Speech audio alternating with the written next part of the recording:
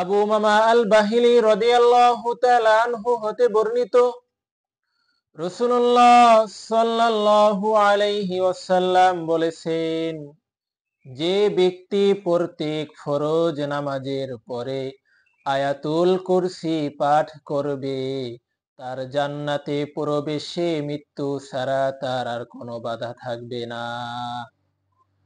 আমরা যদি প্রত্যেক ফরজ নামাজের পরে আয়াতুল কুরসি পাঠ করি, তাহলে আমরা হাদিস থেকে জানতে পারলাম, যদি কোনো ব্যক্তি প্রত্যেক ফরজ নামাজের পরে আয়াতুল কুরসি পড়ে, লোকটি মরে না, তাই সে জান্নাতে যায় না, মরার সাথে সাথেই মরলেই সে জান্নাতবাসী হয়ে যাবে।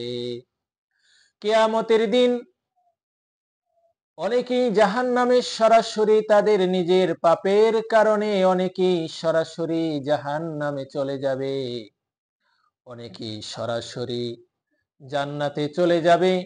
আবার অনেক মুমিন তাদের পাপ থাকবে, কিন্তু তাদের এমন কিছু আমল ছিল, আল্লাহ রব্বুল আলামিন এই আমলের কারণে তার নিজ অনুগ্রহে তাদেরকে ক্ষমা করে জান্নাতে প্রবেশ করাবেন।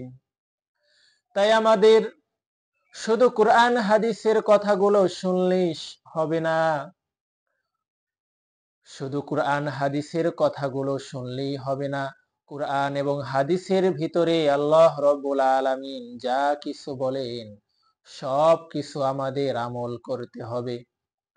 আমরা যদি প্রত্যেক ফরজ নামাজের পরে আয়াতুল কুরসি পড়তে পারি, তাহলে আমরা যে হাদিস থেকে জানলাম, হাদিসে নির্দেশ দেওয়া হয়েছে যে তোমরা প্রত্যেক ফরজ নামাজের পরে আয়াতুল কুরসি পড়বে।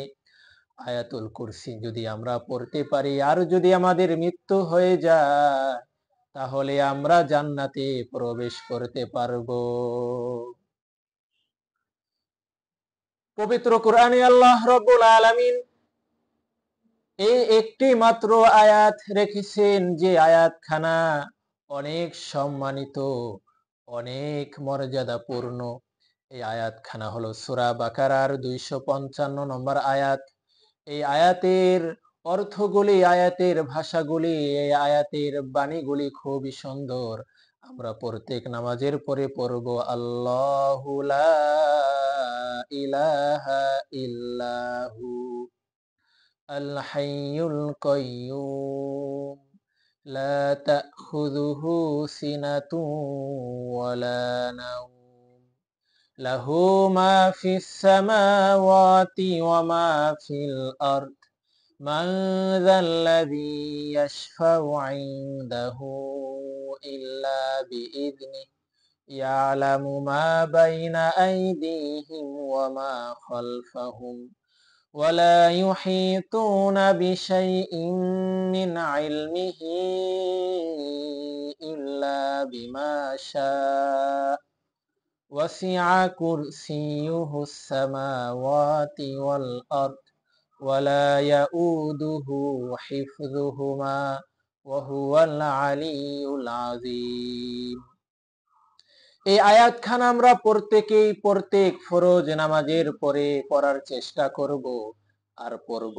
এই আয়াতখানা, এই আয়াতের ভিতরে আল্লাহ রব্বুল আলামিন তিনি বলেন, আল্লাহু লা ইলাহা ইল্লাহু, তিনি আল্লাহ, তিনি ছাড়া কোনো ইলাহ নাই। তিনি আইন দাতা, তিনি বিধান দাতা, তিনি পালন কর্তা, তিনি লালন কর্তা, তিনি সব কিছুর মালিক, তিনি ছাড়া কোনো ইলাহ নাই। দুনিয়াতে যত নবী রাসূলগণ এসেছেন, প্রত্যেকেই তারা একটি কথা বলেছেন, প্রত্যেকেই তারা কালেমার দাওয়াত দিয়েছেন আর বলেছেন লা ইলাহা ইল্লাহু, লা ইলাহা ইল্লাল্লাহ। আর এই আয়াতের ভিতরে বলা হয়েছে আল্লাহু লা ইলাহা ইল্লাহু। আমরা যদি আল্লাহ রব্বুল আলামিনকে আইনদাতা, বিধানদাতা, তিনি ছাড়া কোনো লালন কর্তা নাই, পালন কর্তা নাই, এই হিসাবে যদি মেনে নিই, তাহলে আমাদের জন্য রয়েছে খুবই কামিয়াবি। আর যদি আমরা শিরক ঢুকিয়ে নিই, তাহলে আমাদের জন্য রয়েছে আল্লাহ রব্বুল আলামিন কিয়ামতের দিন যত পাপ থাকুক না কেন বান্দার, আল্লাহ রব্বুল আলামিন যদি ইচ্ছা করেন মাফ করে দিতে পারেন। কিন্তু শিরকের গুনাহ যদি কেউ করে যায় তাহলে আল্লাহ রব্বুল আলামিন তিনি মাফ করবেন না। আমরা এই আয়াত থেকে জানতে পারলাম যে আল্লাহু লা ইলাহা ইল্লাহু, তিনি আল্লাহ, তিনি ছাড়া কোনো ইলাহ নাই, আইনদাতা নাই, লালন কর্তা নাই, পালন কর্তা নাই, কোনো মালিক নাই, রিজিক দাতা নাই। আল হাইয়ুল কাইয়ুম, তিনি চিরস্থায়ী, চিরঞ্জীব।